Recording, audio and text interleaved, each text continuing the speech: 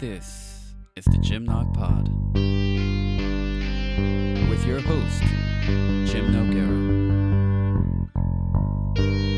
On today's show, episode 16, returning guest Jose Luis Reyes, educator, and software engineer Noman Jalal.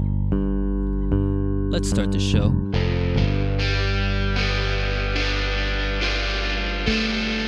This is the Jim Nog Pod with Jim Noguera. It is the Jim Nog Pod with Jim Noguera. Most interested man It is the in Jim the Nog world. Pod with Jim A most interested man Jim in the Nog world. Pod. Interested, It is the Jim interested. in the world.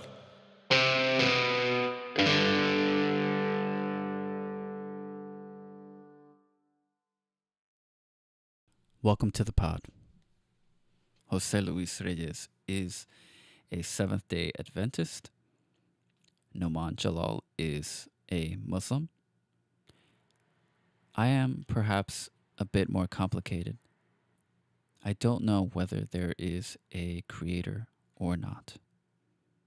And I don't think that I'll ever know. I've known both Jose Luis Reyes and Noman Jalal for many, many years. I first got to know them at the Writing Center at Bronx Community College. I considered them close friends, and it was fun to hang out with them and to get together again. We have in the past discussed religion many a time, and I've always had really fun conversations with them. Even though we disagree and we have different beliefs, I think the nature of our conversation is a great example of how productive conversations on this topic can be. There will be a slight change to the podcast in that I will no longer record the video of the podcast episodes. This saves me a lot of time. I also have to carry a lot less. And it's just generally a lot easier to do these podcasts this way. And now, Jose Luis Reyes and Noman Jalal.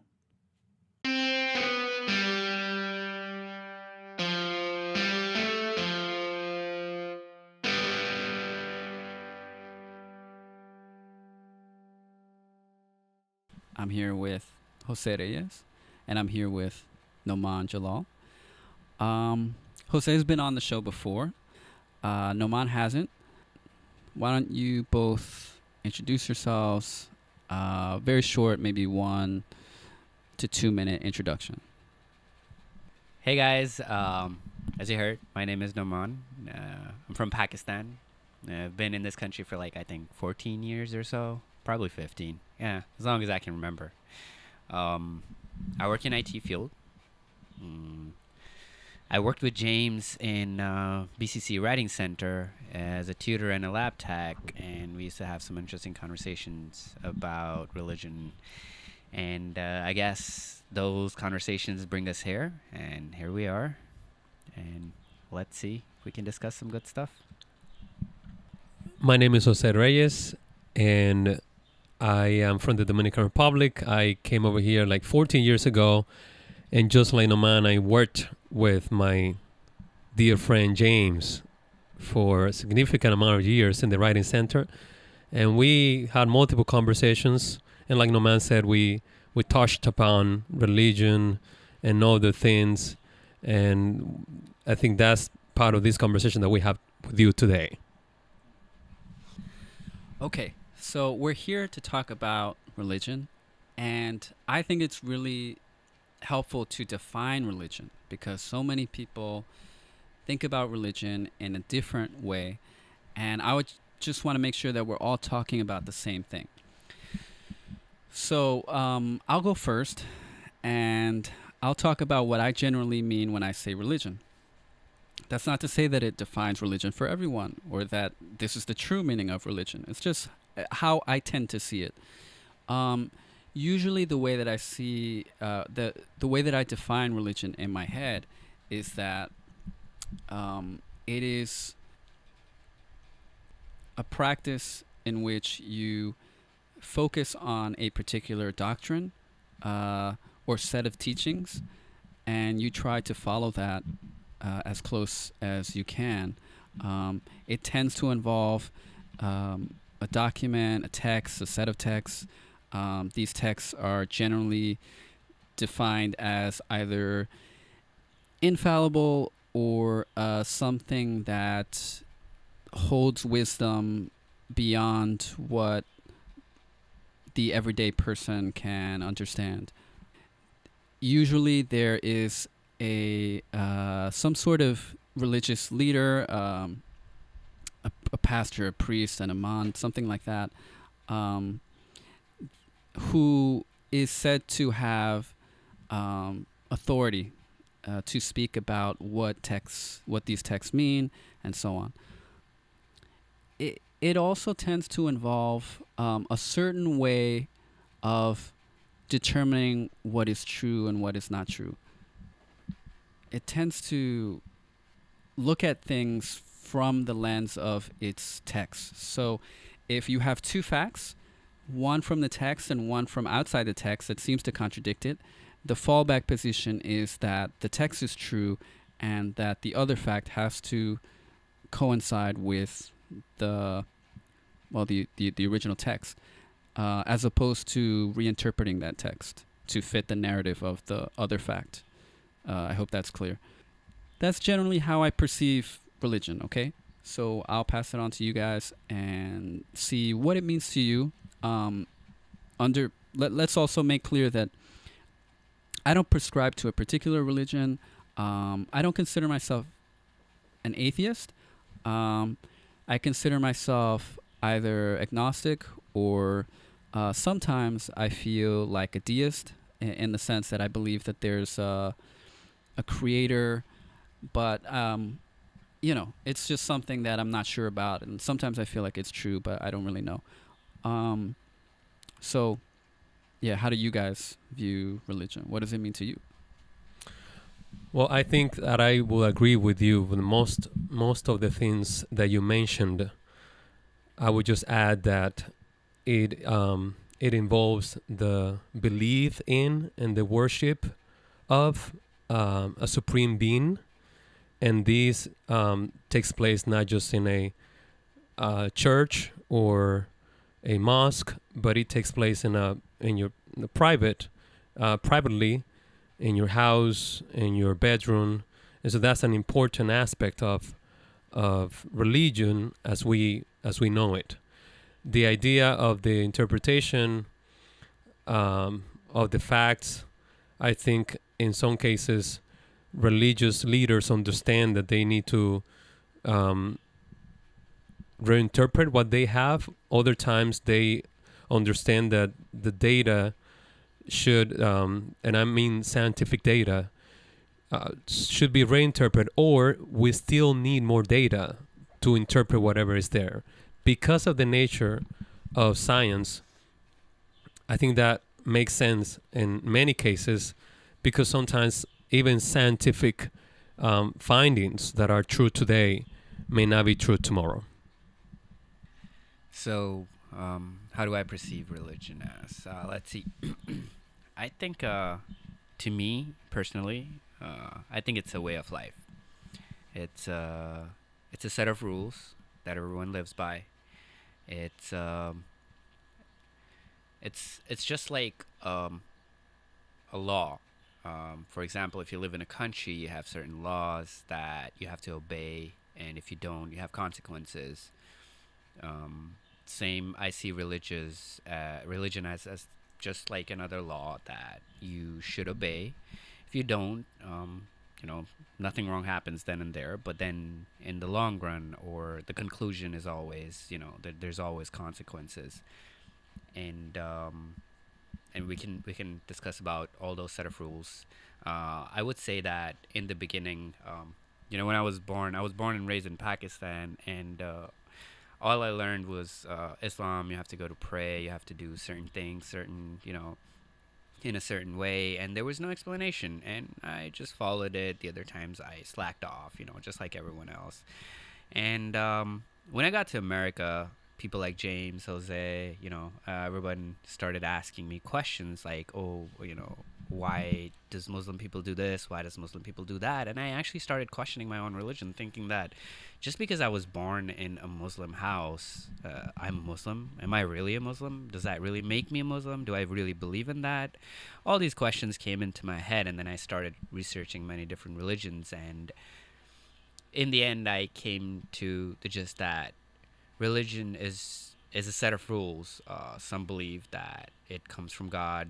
Others, see it as some human-made.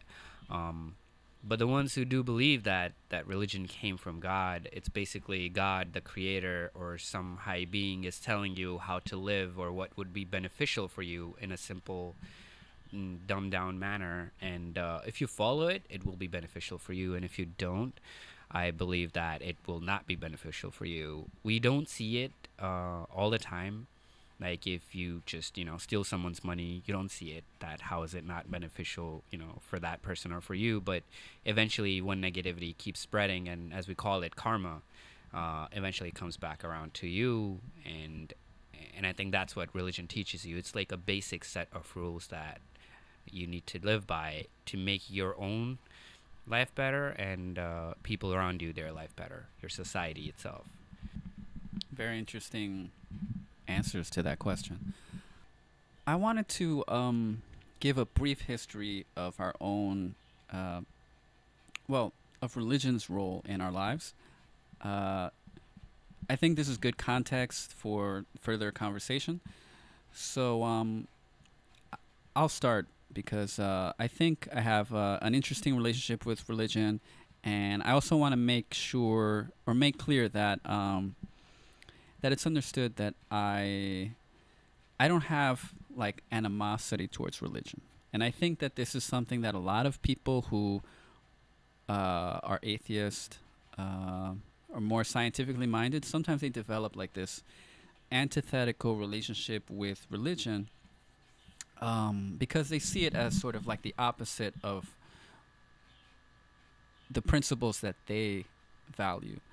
And sometimes that happens the other way around with religious people thinking similar things about science and all that. Okay, so I was raised generally Catholic from Caribbean parents. My mother's from the Dominican Republic. My dad's from Puerto Rico, and so I was baptized young, and it was pretty. It's pretty traumatic for a kid, right, to grow up in a Catholic family because there's a lot of stuff that they tell you and why you shouldn't do it, and there's a lot of fear sort of instilled in you, right? And so you'll have like nightmares and experiences that are kind of traumatic, and I can see Jose laughing, so I'm sure he knows. So I grew up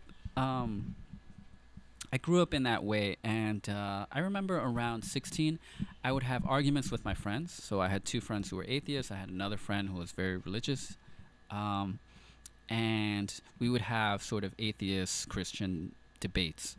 And this is what started my interest in like religion and science and how this all works together.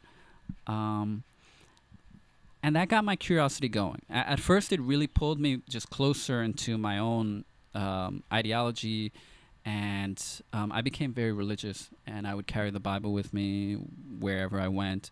And I started to read about sort of science and religion, and and eventually, because I really wasn't sure whether I was right or not, I tried to look at this topic open-mindedly.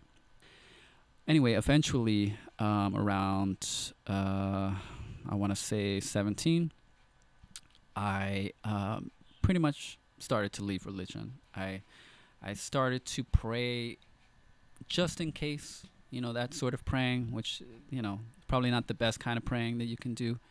In case, maybe if there is a God, I guess. And then I kind of stopped.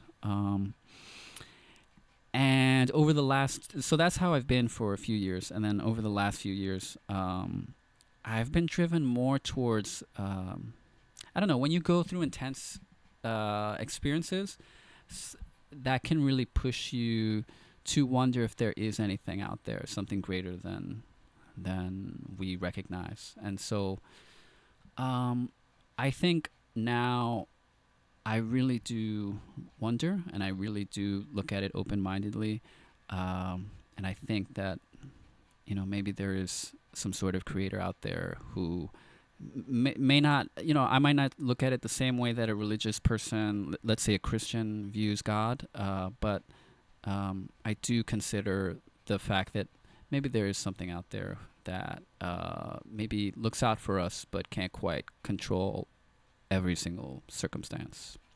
That's kind of my experience with religion. What about you guys?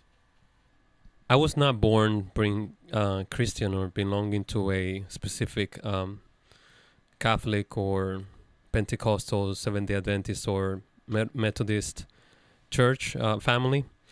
But when I was a teenager, I do remember going to church and then being involved with the youth in different activities.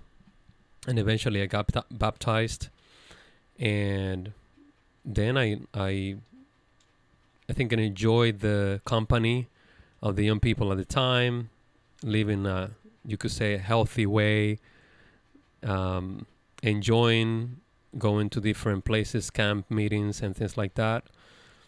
But also learning a few things, maybe at my stage, thinking of God as a friend. I mean, I think early in my life, I perceive the God that I learned about in the church as a friend.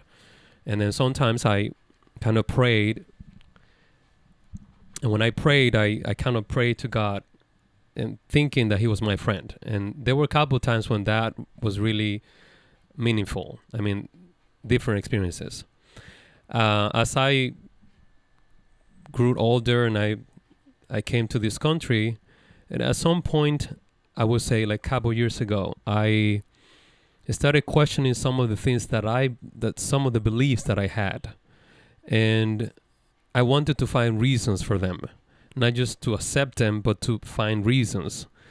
And I think that was a particular important moment in my life because I started reading books. I started understanding, and then through debates with James and other people, I realized how limited sometimes our traditions are. And there may be more knowledge out there, but because we relied on what other people say, we don't realize how much more is out there that we can actually read about and discuss and reflect on and understand how realistic sometimes some of the fantastic tales that we hear from the Bible were. And what did they mean to other people, and what do they mean to us today? And so I think in my sense, after that experience of questioning some of my beliefs, I am more aware of where I am. I still believe that there is a God, and that this God is has a story that in my case in particular, that the Bible tells us a story of a God that is not just a God of a creator, but is a personal God that became flesh in the person of Jesus Christ. And then obviously we have a lot of things to say about it, but that's the main thing that I have to say in my experience. It's an interesting story that all of us have. We have one thing in common is our culture, the way we grew up. We were taught to be religious. James found a way, and he asked questions, and he decided that religion was not for him. Jose found a way ask questions. And did you ask questions? I asked a couple questions a couple years ago because I was confronted with some of questions Yep. from James, from other people, from Mm-hmm. podcast videos that I watched, and so those questions, yeah. Yeah. So you found those questions, and you saw that it's more than the culture itself, and it's Correct. The religion in the end comes down to individual person. It's not just for a whole culture to understand. It's like a religion or a following of religion to you might not be the same as me. Like, for example, in Islam, we have to pray 5 times a day. Some people do pray 5 times a day. Some people don't pray 5 times a day. Some people pray 2 times a day, 3 times a day. So it depends from person to person on how much effort they want to put in, how much they understand, and how much they want to understand. Now, I would say that everybody asks, like, oh, you have to pray 5 times a day. I've been asked these questions many times, like, why do you have to pray 5 times a day? What's the purpose of praying? I've been hearing answers like, it's your connection to God. It's like you're closer to God. You're supposed to pray to God. But I look at things more practically. I see them down to earth. I see them like, okay, why would I, if I were to pray other than being connected to God, other than prostrating in front of him, why would I pray? And then I started doing research, and I realized that before we pray, we have to wash ourselves. So imagine if you wash yourselves 5 times a day, and then there's the whole series of praying is a little bit of an exercise. Now that I hit 30, I started realizing that when I get out of bed, I feel like I can't even move. After I eat, I can't move, and I started feeling pain at places where I never felt pain, and I still feel like I was just young. What happened? And now that I'm starting to realize that even a little walk around the block helps. And now today morning, I get up, I get in the car, I get to work, I sit all day, I get in the car, get back home, sit all day, or sleep, and then the same routine, not even a block of walk, not even 2 blocks of walk, and that makes you realize that how valuable that one little walk is. It's the same way as that how valuable that praying is. So when I started discovering these little things, and that's when I realized that all these little things that God has commanded us to do, no matter what they are, like give charity to poor, do good for others, make sure you take care of your neighbors. We have a rule that you're not supposed to eat before or until you know that your neighbor has eaten. That's a rule in Islam. Not many people know. Some people do, but they don't impress on it. They don't press it, but it's a very important rule. These kind of rules are important, and if we follow all these rules, I am certainly sure that it will become a perfect society. I am not even talking about anything to do with the belief in God, I'm just talking about religion as a set of rules, which are really good, and they make sense. And every religion that, if you go deep in it, you ask questions. Why do we do this? You come up with answers, and you stumble upon the reasoning behind it that people miss to follow. And I'm sure when you two grew up, you were taught that, okay, you should believe in God, you should pray, you should do this, you should do that, but they never explained the full reasoning behind why you should do it. And I think that question leads us here, is that once we start pursuing that question, why are we doing this, is actually where you get to the answer. And I think that's the most important thing, is questioning. It doesn't matter even if it's your own religion. Even in Islam, I actually learned that in Islam you're supposed to question. You cannot have blind faith. In Islam there is no such thing as blind faith. You're supposed to have question. You're supposed to question everything, and with those reasoning you will have faith. You will gain that faith, and it won't be blind. It would be with reasoning, and that's what I look for. I think that's really interesting that you pointed that out. I'm curious what Jose's take is on that before I follow up with more questions. So do you agree? How much does questioning and doubt play a role in your personal religion?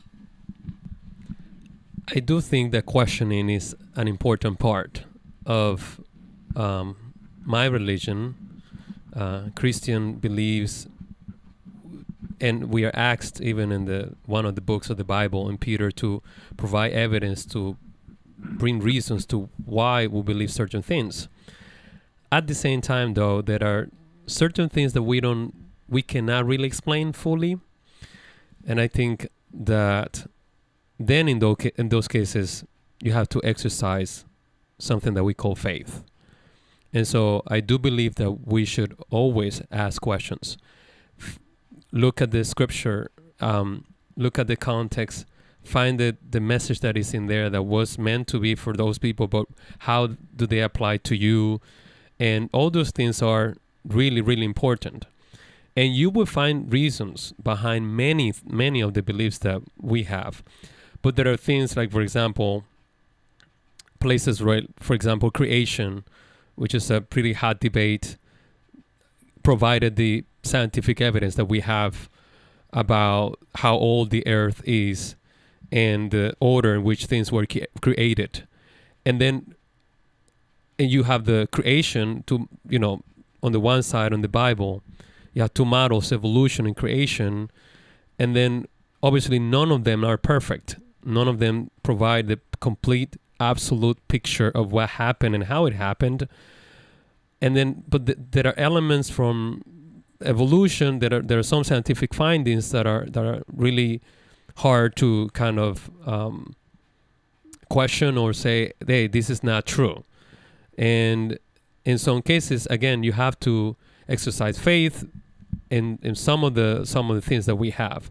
So I do believe that we should question all the time, but sometimes when there is not a clear answer written in the Bible, in the Quran, we'll have to exercise faith in God and believe that He ultimately knows everything, and that there are things that we need to be taught, and that human beings are not omniscient, that they do not know everything.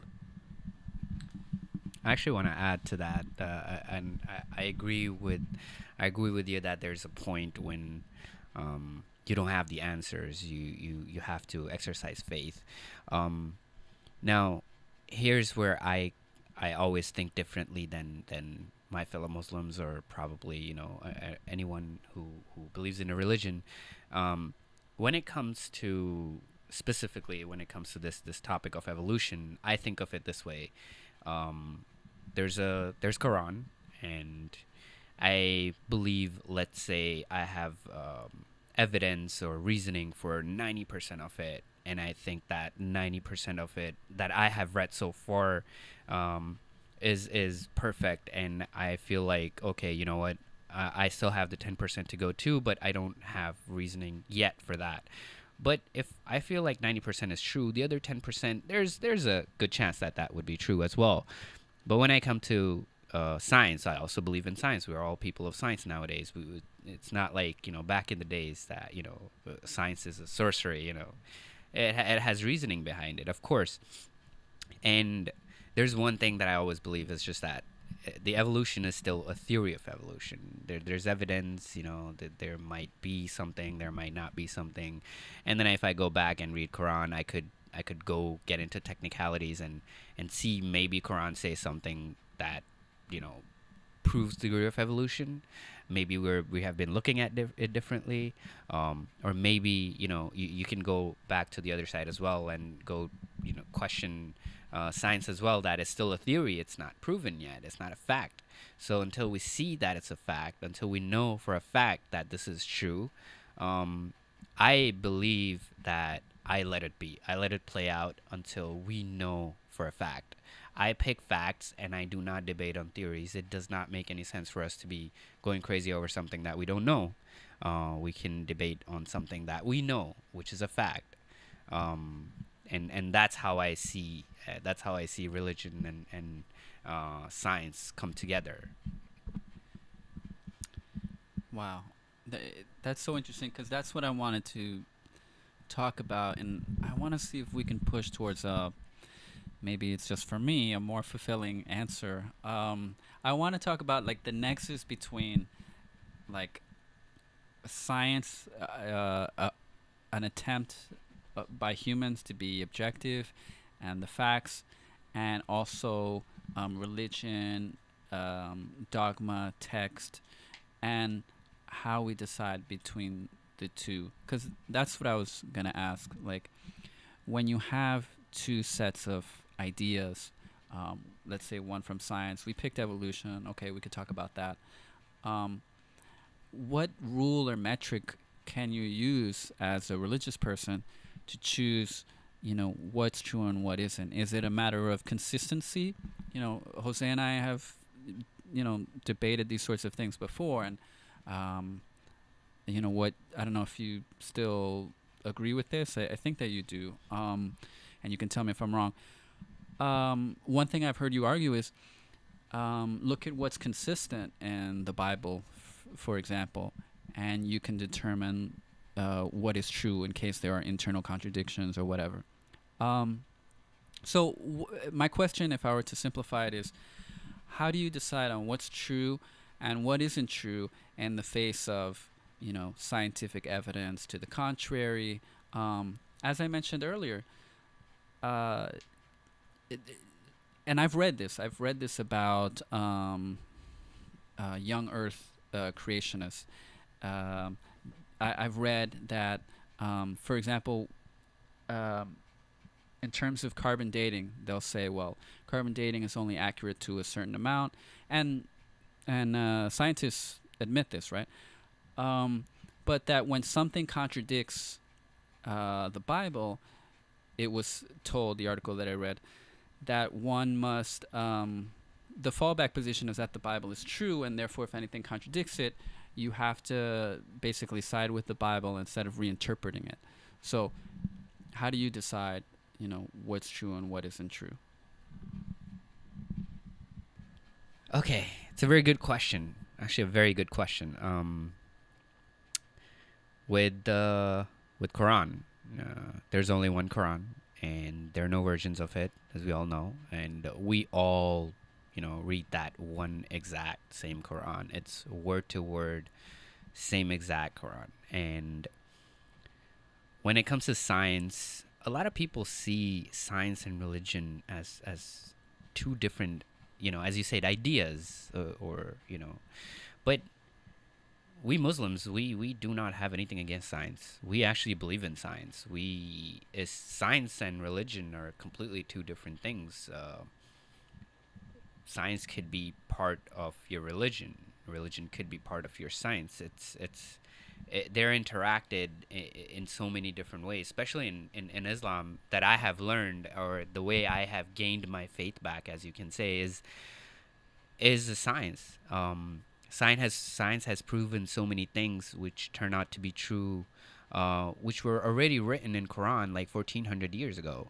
And I was surprised, and I went and I read those things, and I actually realized that actually is true. For example, every planet rotating at its own axis is written exactly that way in Quran. And people used to think that, okay, what about the sun? Sun itself is a star, it's a planet, but it's not rotating. But then we realized with the black spots that the sun is rotating at its own axis as well. How a baby is born is very detailed. It has a very detailed explanation of how a baby is born, starting from a sperm drop all the way to like a fetus, and how the fetus grows, and what are the things that grow first, from stage by stage by stage by stage. Every single stage is explained in detail in Quran. And I actually, thought that, how can that be? Then I went and I read Quran, and I started doing a lot of these research things, and I realized that it basically upscaled my faith. That, okay, you know what, we are coming to know these things while we already know these things in a book. And who could have written that book?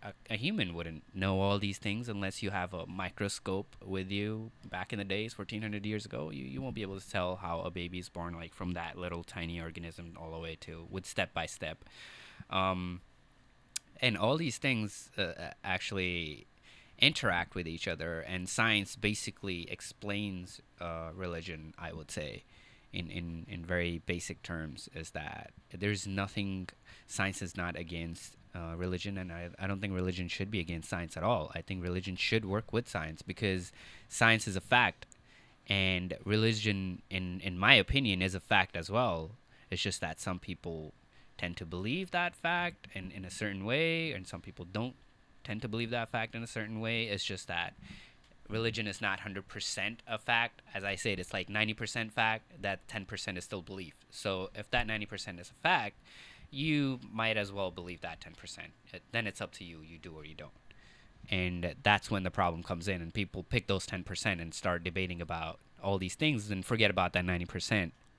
I think that when it comes to science and religion, there are areas when you find some common agreements, and there are other areas when you do not have common agreements because, again, religion is as we know, at least Christian religion, there is a story, there is a Bible, the book that is the word of God revealed to human beings. The book tells a story, and tells the story of the first Adam and Eve, and then the Israelites, and then Jesus, and then the Christian church in early in the first century. Now, because the focus is God and his people and God saving the world, you might not find scientific evidence in the book. Although you can find some common ground, some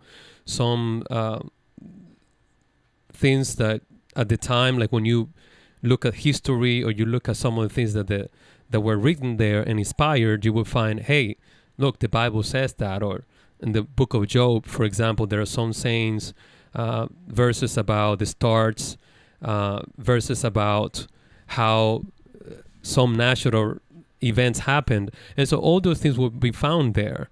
But there are other areas when we can, for example, resurrection. I mean, science does not believe in resurrection. Science doesn't believe that there is the power to raise the dead. And as far as I know, in that area, there's a clear conflict. I mean, there's no way that Jesus could be raised. There's no evidence, scientific evidence, that no one ever has done that. But we believe that because the Bible is presenting to us that there was Jesus, that he lived, and that there was evidence among the people who lived at the time that he resurrected. So in that sense, I think when I have a situation like that, I believe in what the Bible says, but I'm open and I'm clear that the Bible doesn't have all the answers to every scientific issue that we have today.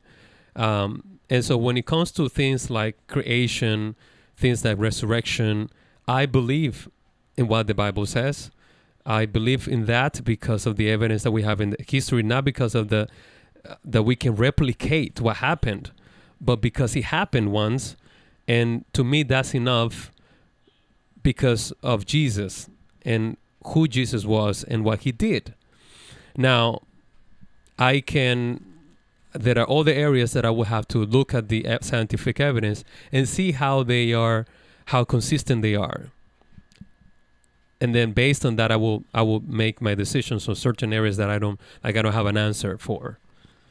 No, I have a question about this, maybe for James. Is there evidence that science believe that there is no such thing as resurrection? Because to me, science cannot prove that. So if science cannot prove that, it's still a theory. It's not a fact. What do you mean? It can't prove that you can't resurrect. So it can't disprove that you can resurrect someone. That's what you're saying. Mm-hmm. Which, I mean, generally is true.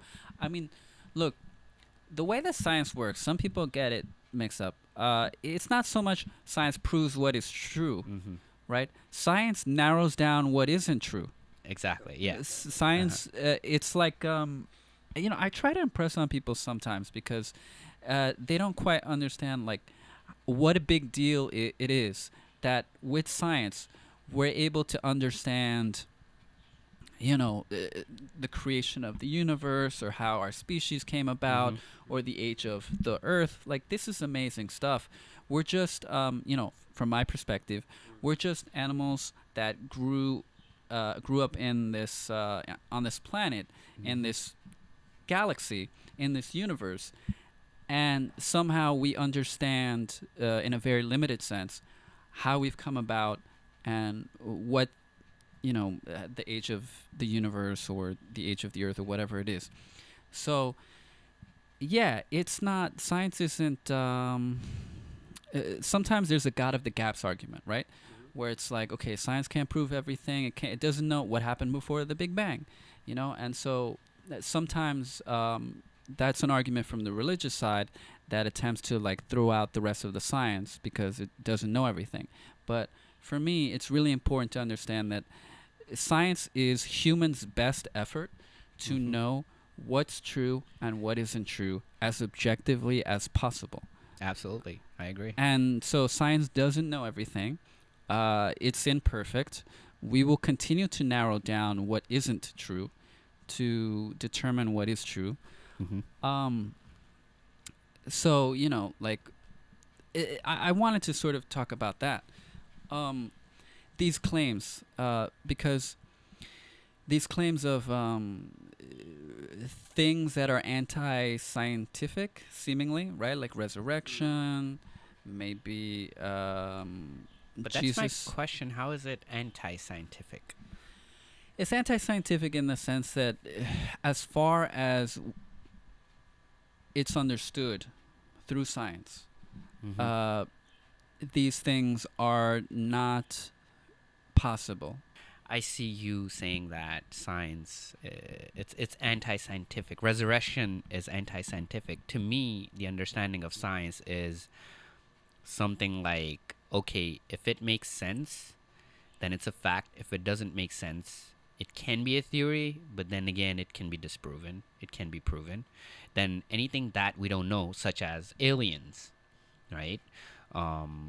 Some science does this. Aliens are anti-scientific just because we don't know they exist or not.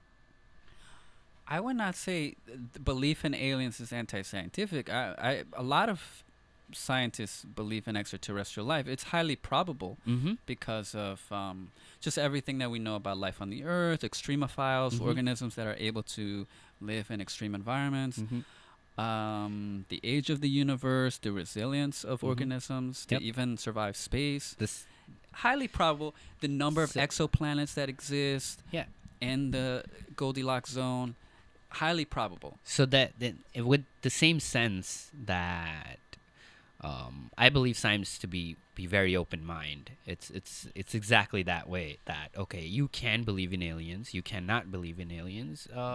But according to science, science will not be anti-alien. The same way, I believe that science cannot be anti-resurrection, because you can't prove or disprove that. Which means, until it's been proven, until it's a fact, science you cannot say it would be anti-scientific. Here's where this leads to a very interesting question. So I think we do disagree a little bit on that, because for me, there is a bit of a difference there. There's Occam's razor, and there's like what involves the least number of assumptions, and what is the most probable, and what is the most logical. Well, as far as we've ever observed, as far as we understand, there's no such thing as resurrection or angels or demons. It just but then again, you run into the problem of disproving something that may not be true. I can't say that there isn't an invisible unicorn in this room right now. I can't disprove that, right? But that doesn't mean that it's very unlikely to be true. That's one distinction that I would make. Let's just take two. Let's just take two simple parts of it. I would say that something that science cannot disprove and religion cannot prove, right? So, for example, in Islam, we have the story of Prophet Muhammad SAW going to meet God, and he travels on a lightning horse. Is Now- this the now- horse with? I think I heard about this. Oh no, I'm thinking about something else.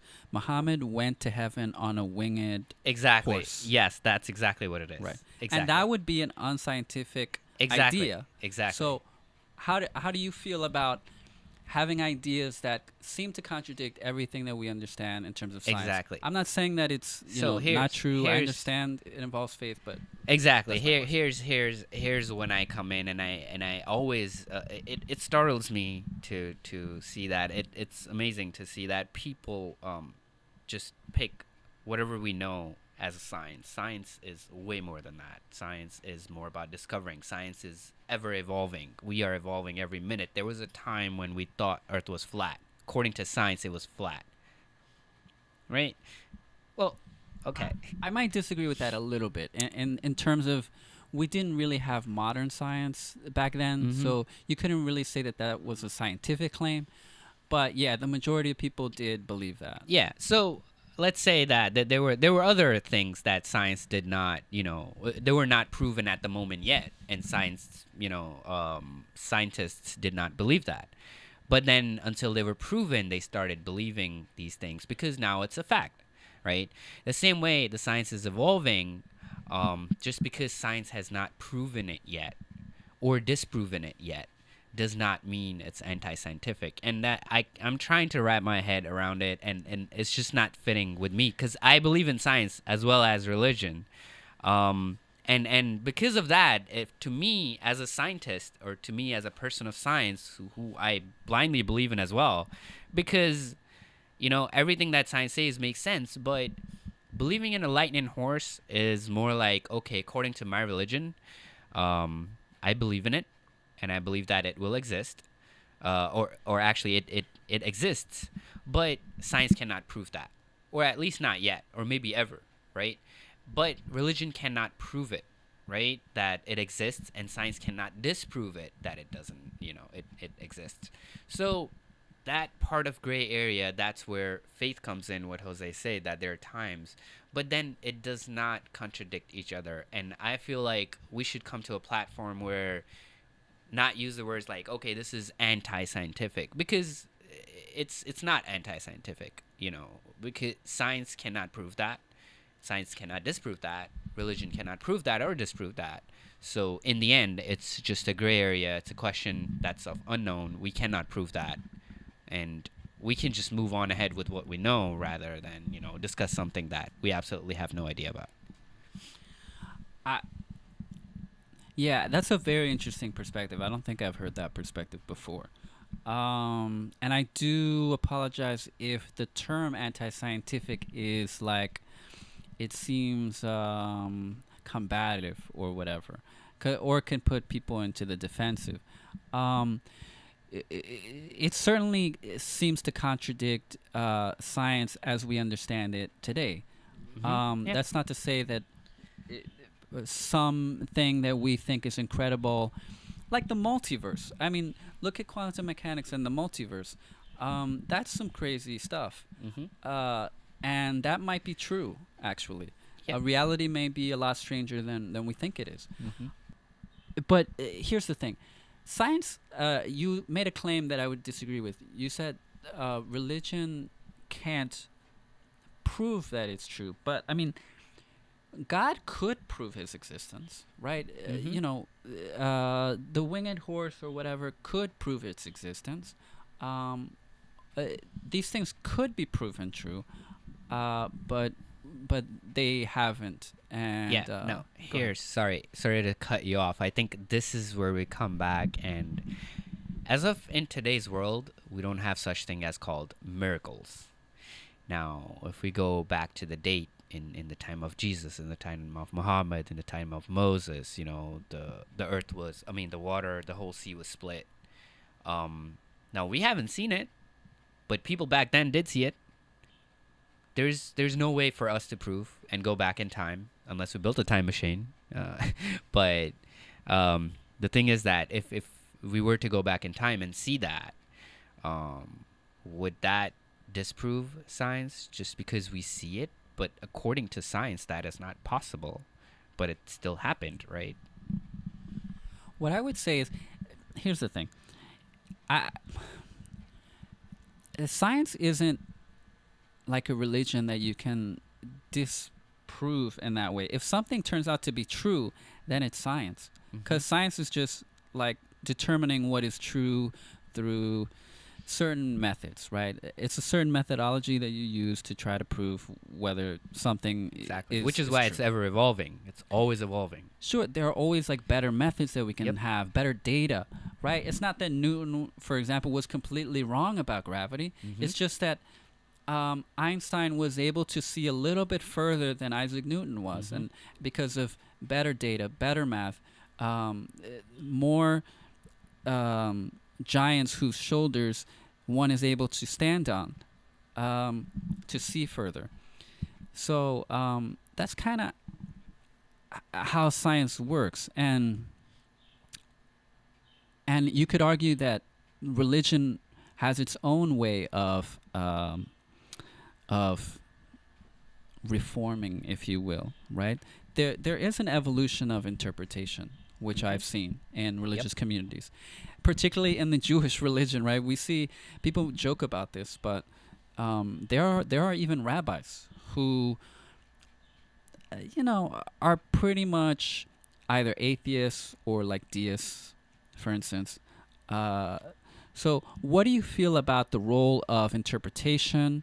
How do you see also religion evolving in the coming years and decades, and how do you feel about it? I want to say something before I answer that question, or try to answer that question. I think we left him out. Yeah, no. No, I just wanted to say that when it comes to scientific evidence and what the Bible says, there is an area, like Noman said, there are miracles, and they don't fall into the category of verifiable data because they are produced by God. I mean, when we read the Bible and you see them happening, they are produced by a divine intervention. And so in that sense, it's clearly the Bible is saying, well, this happened, this has happened, and it can happen again if God wants it to happen. Should God prove himself? Should God prove that he exists? Well, I remember a friend saying, when you look at the text in Genesis, the biblical writers don't care about proving the existence of God. They start saying, in the beginning, God created. So God was there, has always been there, and their message for whoever read the book of Genesis had nothing to do with the existence or trying to prove the existence of God. They believe that, they accept that belief, and they live by that belief. And I think that's, for many of us, I think believe in God, period. I mean, we think that there is a supreme being beyond us, and that we cannot really put him in a lab and try to test, to kind of try some tests on him and say, hey, God is like this, he speaks like that, this is his skin's color. It is impossible because he's God. And if he could be actually taken, if he could be taken to in a lab, then he's no longer God. It's like God. It's like saying we have the architect of a house, and then, so who created this house? Well, it was the architect. And then you're trying to find the architect inside the house or in the walls and say, hey, here he is. No, he's outside. He designed the whole thing. And so that, in that sense, I think we want to keep in mind the evidence that we have. I do believe that there are conflicts. In some areas we have conflicts, because if I believe what the consistency has been proven by evolution, I will have a problem believing in a young earth. and then I will have to decide whether to believe in one or the other. I think the one thing that helps me is to understand that none of those two theories, if you want to call them theories, but none of those two narratives are perfect. And so on the one hand, you have creation, and creation tells you who did it and how he did it, but we don't know all the specifics. No one was there, according to Genesis, to see God creating things. So the person who actually wrote Genesis was Moses, according to the tradition, and he comes around 600 years or more, and he writes this by inspiration. So he was not there. The whole story of Adam and Eve are stories that were told, that were given to someone. And so in that sense, we don't have evidence. No one was there to observe what happened. On the other hand, you have evolution. And they're still trying to find the link, right? That link, the special link that will bring the animals to the human beings. And then you could say, obviously, I have seen the scientific guy or the science guy, I think. I've seen the man mentioning something that they have found some of the evidence. And there are things that are not there. For example, in the beginning, that question is a question that science only can speculate about. There's nothing that we can find today that can tell us how things happen. You can have an idea, but you cannot replicate the soil condition, the nature at the time, the changes that happened, and how hurricanes happen at the time. What about a flood? I mean, you talk about flood and we don't want to believe in the flood, the universal flood, because things can happen. And then if you have a universal flood, it's not possible to have like the earth as we have it after 50 days. But then the question is, what was the fabric, the texture of the soil at the time, and what is it now? And has it changed? So there are things that we don't know, and I think science cannot tell us. Going now to the question that you asked, and the question that you asked, do you want to say something, James? I want to say something. Go ahead. I just want to say that being a Muslim, you will not believe in a theory of evolution, but being a person of science, I do believe in a theory of evolution to a certain extent. But evolving completely from a single-celled organism all the way to being a human, I cannot believe that. It's hard to. Until it's a fact. I don't think so. That's what I wanted to ask you before about how exactly, because you keep saying that like until it's a fact, and I've heard that from religious people as well. It's like science is just a theory.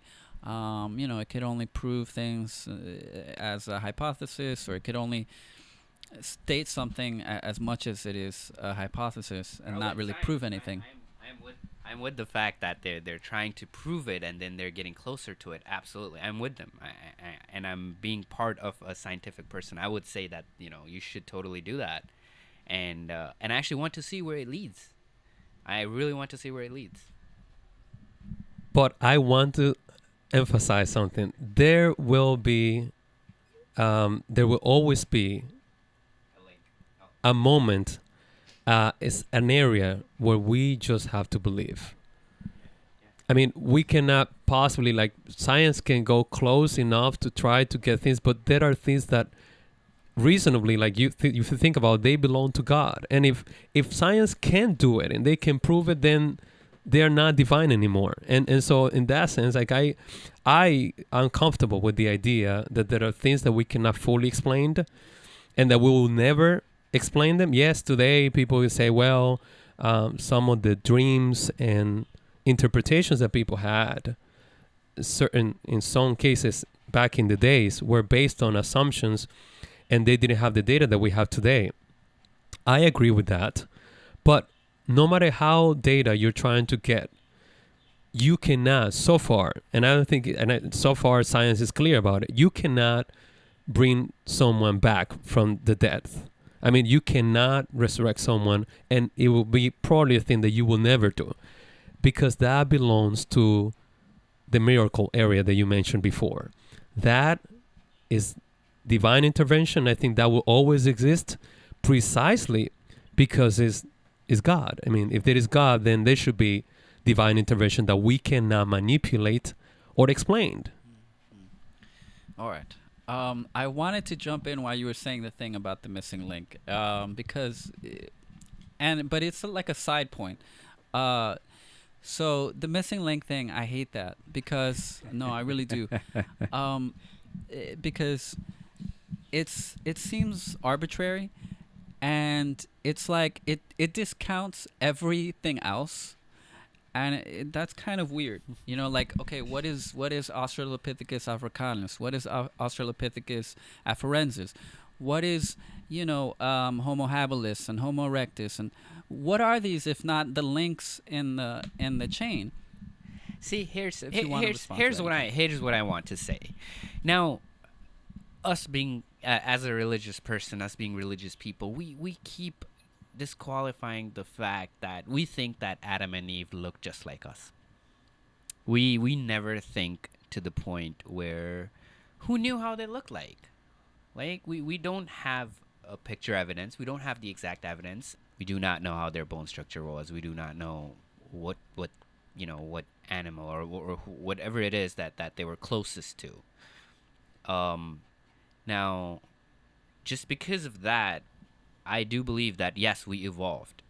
Every human being, not just every living being evolves according to its climate. Climate changes. If it's hot, our skin gets, either darker, tougher. If it's cold, our skin, changes accordingly.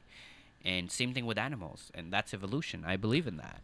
But coming down again back to specifically to the part of human evolution, we simply believe God created Adam and Eve, set him to earth, and from there on, our human race started.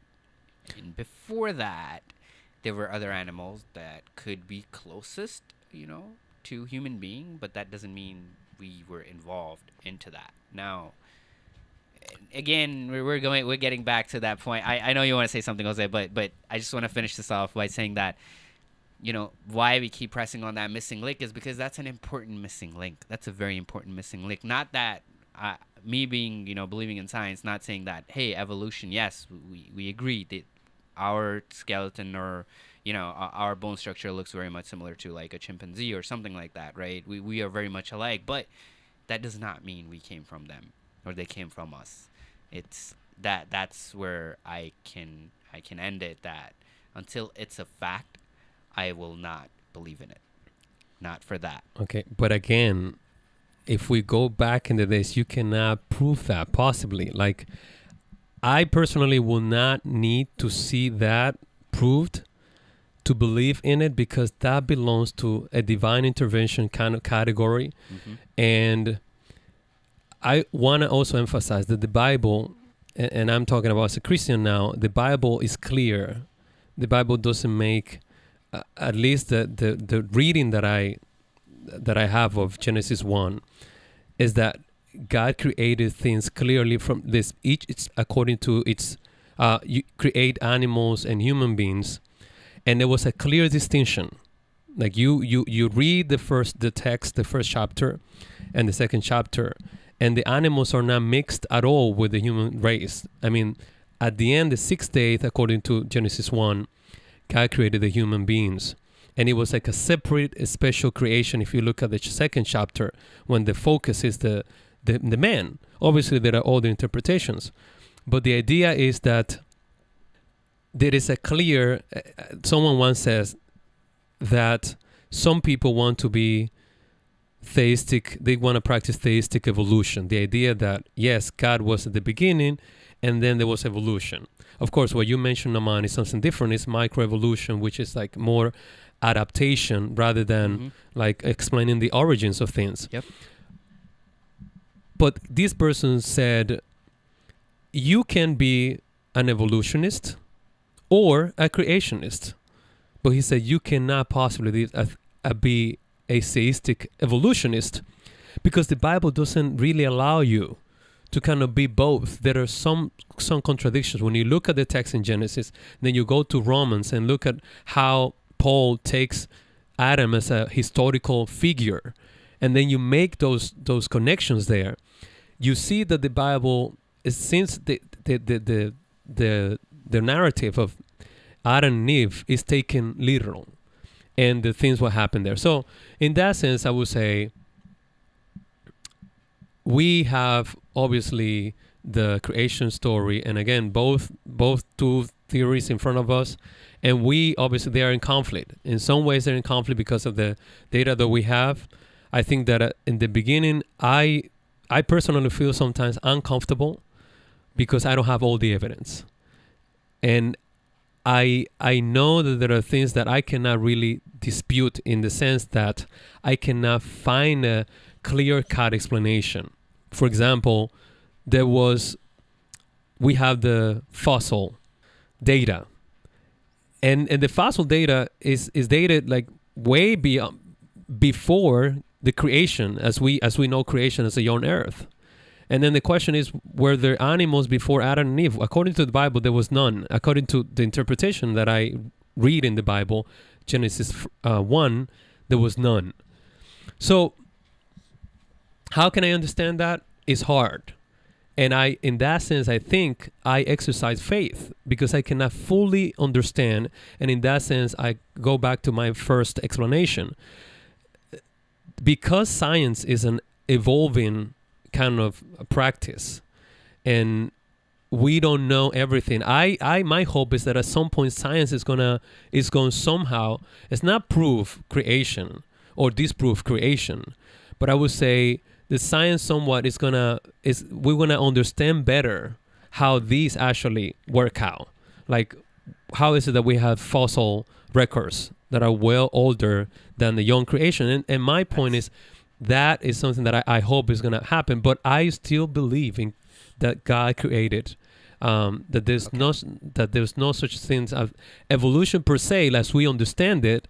Obviously, there are elements, adaptation, and some of the things that we kind of have that. But because science, creation, evolution, both are those theories, I believe in creation as opposed to evolution, and both of them obviously are incomplete. So I choose the creation because it makes more sense. And yeah, taking a little sidetrack from the theory of evolution. So according to probably Christianity, is that before Adam and Eve, there was no animals, there's no life on Earth.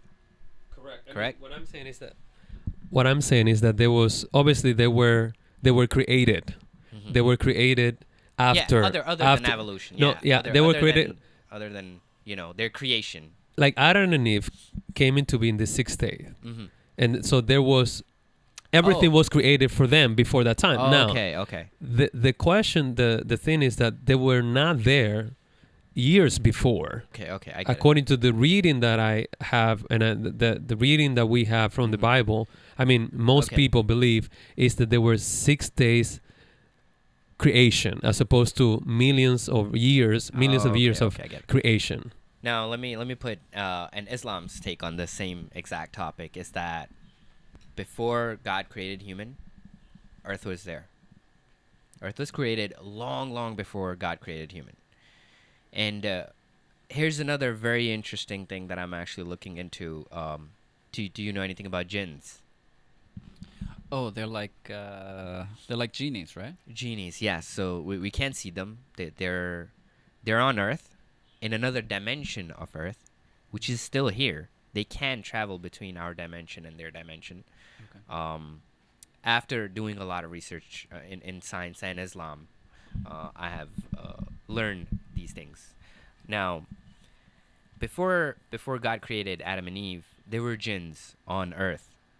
And they were just living like human beings, not in our dimension, within their own dimension, but on Earth they've been living. They're not physical beings; they're made of fire, and they basically just went bad, became bad, or there was a huge war, and eventually God sent angels, because angels can be, the jinns also have the same as our religions. They have multiple religions as well. They have lived here for a very long time, And before us, before human were put down, according to Islam, before humans were sent down here, there were jinns living here. So there was a huge war between angels and jinns to annihilate our jinns because they were doing bad things. And I'm not sure how long they have lived. Their lives are probably hundreds of times longer than what we have.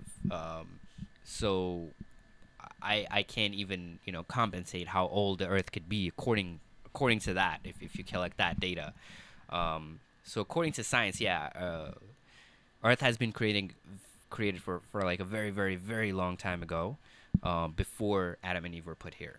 So that fits right into the evolution part. Like there could be animals, there could be vegetation, there could be so much things. The Earth evolved. So you're saying you feel like Islam is a little bit more accommodating to, or at least your interpretation of it is more accommodating to evolution and older Earth and that kind of stuff.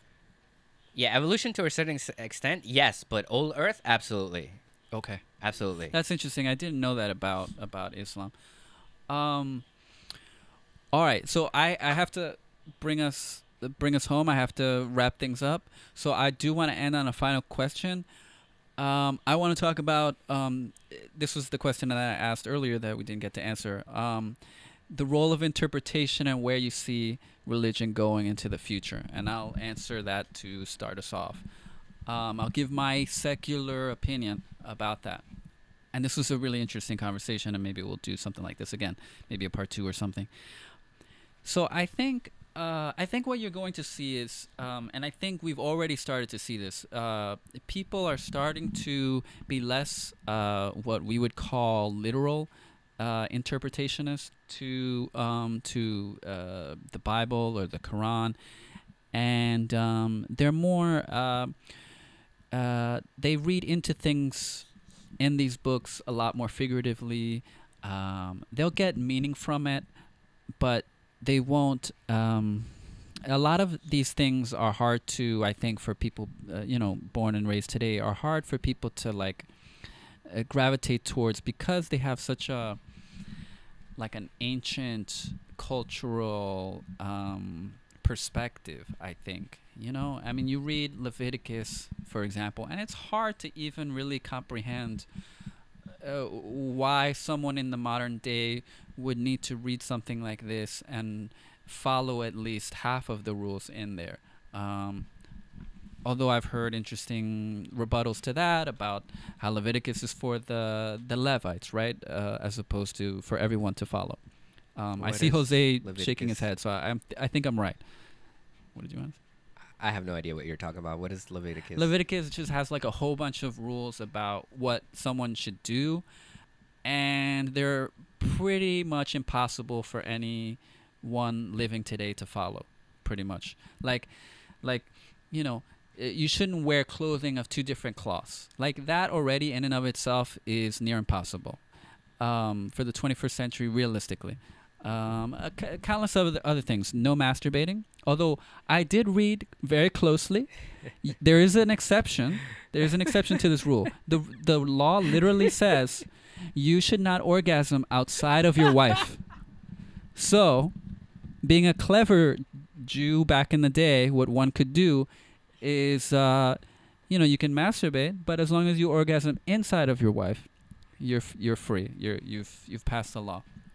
I'm sorry. I'm kind of joking there. I'm joking, but that's where I see religion going. Okay, I see people being more open-minded, less literal, and I think that religion will always exist. I think there is a role for faith. There are things that science can never really prove, right? If God never decides to show him or herself, then yeah, it will always be something that we can question and we can wonder about. And I don't view that necessarily as a bad thing that we have, religion. I just think it's important to understand, at least for me, that and I agree with you, Noman, that these are 2 different things, right? We have science for what we can know, for what objectively we can know with almost 100% certainty.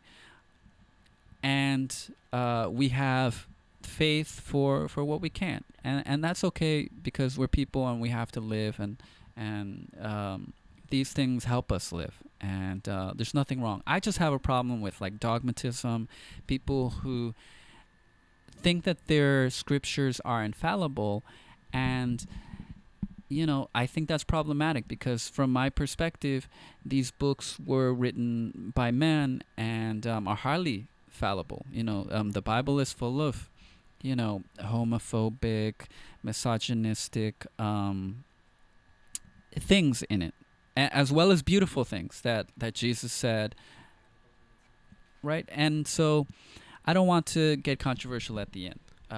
So I apologize Yes, for that. I was going to say that. Some of the comments that you made, respectfully, I just want to say, I think it's important for you to kind of look at the context. There are many things that we do not understand from the Bible because we don't take the time. And I want to be honest here.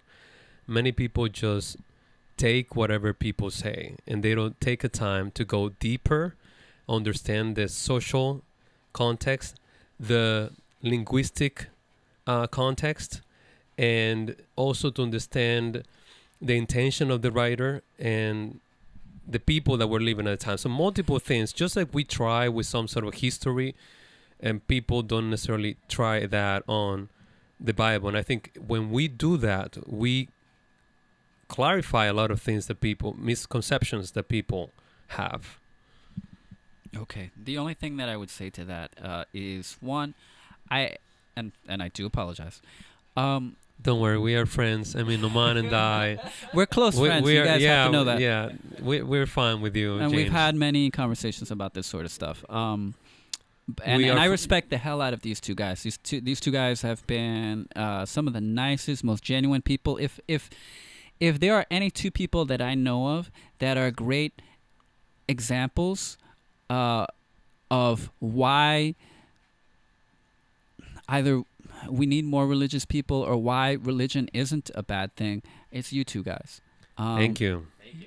Extremely generous, extremely nice, all of that stuff. Extremely poor. No. So my very quick because we are trying to end. I would say that a lot of people don't do what you just said, Jose. A lot of religious people don't do what you said, right? Which is to read into all of that context and to understand exactly what it means. And you can also come away with many different interpretations. I, as a secular person, look at these texts and I try to read them really plainly because I think that's how many religious people do so.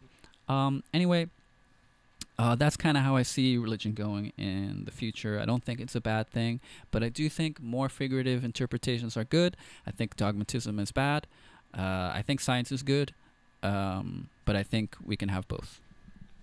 Now, I want to add respectfully that we believe that our books are infallible because me personally, I think Quran is perfect because I haven't found any contradiction. I haven't found any issue with it. If you find anything, I would like you to bring it to me. I would like to know, and I tell this to everyone, please find an issue.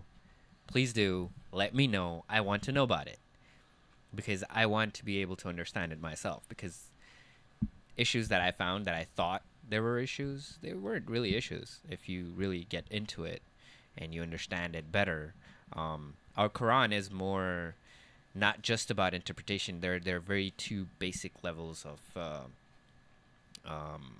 rules. Like one is Quran, which is the book itself, and then there's Hadith. Hadith is what Prophet Muhammad ﷺ has said and did, basically, to explain the Quran into action. So if Quran is, saying that do not be wasteful, right? And then Prophet Muhammad ﷺ put that into action, and the lantern was burning. He told that, why is it burning? Well, there's nobody in the room. It shouldn't be burning because it's wasteful. Do not waste water. Anything like that. He was the interpretation, and he was like the actual example of how to follow the book and how to understand the book. But so far, everything that has been written in there, by literal meaning and by understanding it, I have not found any issues with it, which is why I'm sticking to it 100%. And so the question is, where do you see religion in the future? Okay, that's very interesting because religion in the future, I think it's actually growing. The reason why it's growing is because science is proving so many things that's in the religion, and now people are really starting to understand the real religion of whichever religion it is. People are really starting to understand the real religion rather than being into excluded little environment where there's one priest or one imam that we say, one preacher who will preach you whatever the hell they understand, or if it's good or bad, it doesn't matter. If it's bad, if that person himself is bad, they will teach what is benefiting them. And eventually what will happen is people will start to follow them, and nobody will have any understanding of it. And now that we have internet, we have so much knowledge going around that if somebody wants to do that, they can't. And now that people are starting to understand more and more about science, about religion, that now we are actually becoming a better people. And in the future, I think science, religion, whatever it is, it's actually growing. And if the point is that we are becoming less contradicting to each other. We have debates, not fights. we have proper understanding of things. We can listen to so many different perspectives of the same idea. You can say that there will be extremists out there, and then of course you can pick and choose. You can rule out the crappy stuff, and you can pick what makes sense to you. And in the end, I think it comes down to what people really will understand. And I think that people are getting a lot more knowledgeable, and they're actually going towards a good step. I think within the next 10 to 15 years, probably will be no wars whatsoever. I think that because we live in a modernistic or postmodern society, people are, like Noman said, individualizing the religion more, and they have their own perceptions, and they bring their own perceptions to the religion, whatever religion they have. Now that is good and bad. Is good in the sense that people are having a personal take on things, and they are actually taking ownership on the interpretation of certain texts, and understanding certain, accepting or rejecting certain interpretations now with more data available. But it is also kind of a negative side, I would say. It's dangerous because I think the intention, at least, and I'm talking as a Christian now again, and maybe you can agree with me in this case, Noman, but you mentioned the idea of rules at the beginning, that there is the religious a set of rules. And I do believe that the Bible presents a God, like a certain God. There's certain particular things about that God. And whether you live in China, Russia, the Dominican Republic, Pakistan, or Canada, there are things that are there that I cannot just pick and choose. Like there are things that are there that I will be confronted with, even if I choose to ignore them.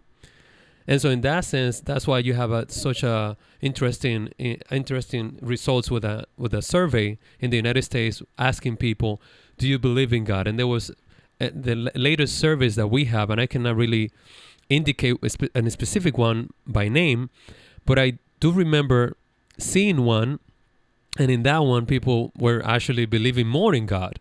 And someone said, well, actually, that makes sense, because they are believing in the God that they believe, not in the God necessarily that is presented in the Bible per se.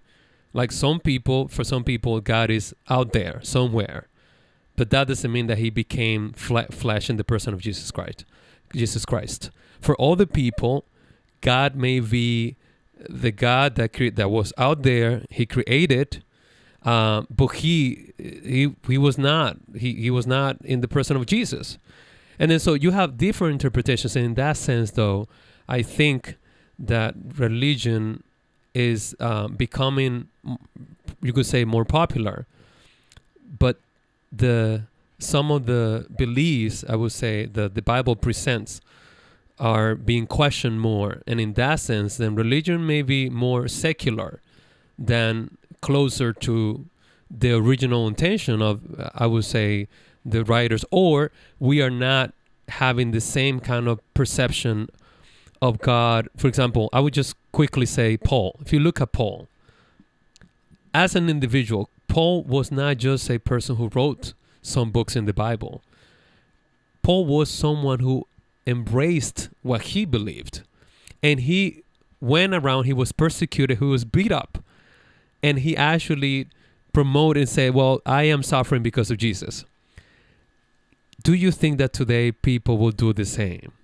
I mean, will we go around being willing to be ridiculed like Jesus, like Paul, for the things that they said that they happened in the second coming of Jesus Christ? I mean, so those things, that's what I'm saying is that, I guess, is that in the end, yes, religion in the near future may become more popular, but it's not going to be that religion that is presented in the Bible. And that is, again, good and bad. Is bad in this, is good in the sense that people are taking more ownership, but it's bad in the sense that people are just having their own God, their size. They're looking for a God that can fit their own needs.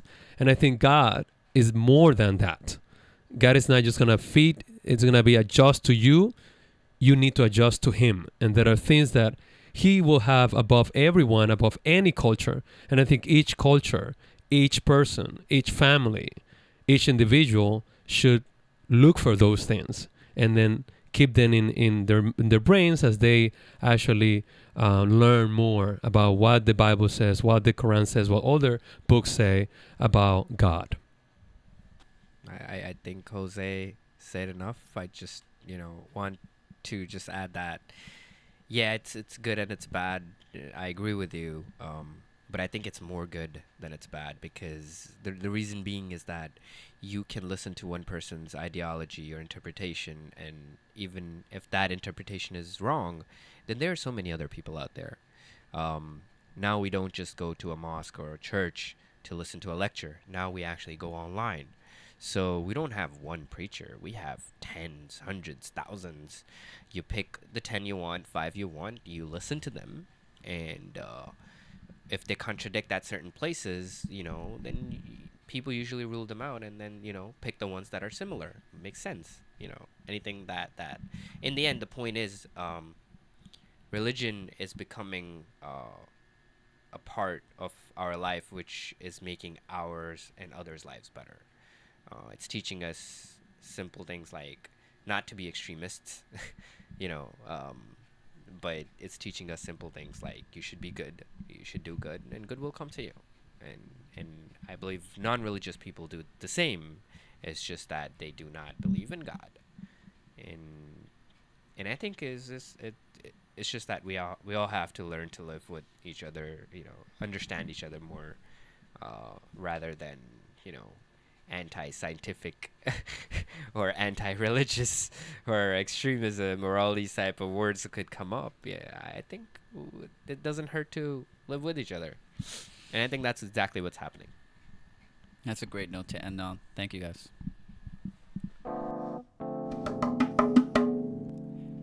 Thank you so much for listening to this episode. Next time, I'll have more interesting guests and talk about interesting topics. I'm starting to consider how I do this podcast, how I schedule guests. As I do these podcasts, I am grateful that there is a platform for me to have thought-provoking conversations and just listen. The goal is not to